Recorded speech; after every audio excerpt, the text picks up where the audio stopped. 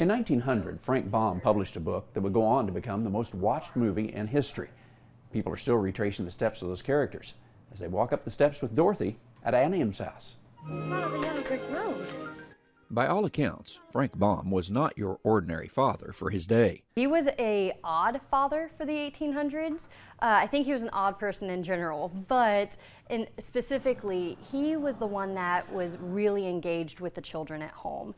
He sat down and told them bedtime stories every night. As Caitlin Stubeman explains, Frank's storytelling not only captivated his children, but someone else in the family.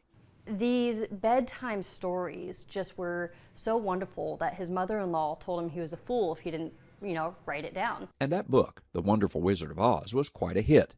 So much so that Frank Baum wrote 15 books by the time of his death in 1919. It's part of the story told here at the Oz Museum in Wamego, Kansas. But perhaps Baum's creativity would have remained just a series of books well known a century ago, if not for a movie that hit the screens 20 years later. Gone with the Wind was actually competing with it at the exact same time, and The Wizard of Oz itself went way over budget, about $1 million over budget. Lions and tigers and bears.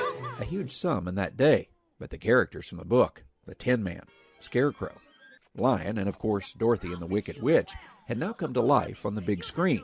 But what truly began to help the story build fame was something that began in 1956. So it wasn't until the movie came on television one time a year that it truly gained momentum again.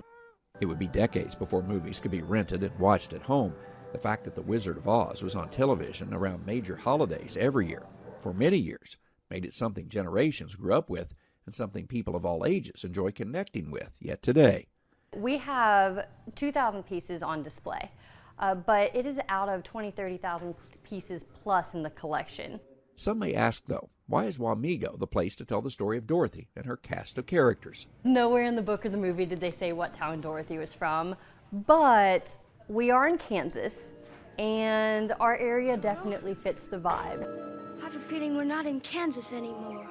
And the movie, the characters, the story live on today, something people from across the nation and around the world come to experience in this small town.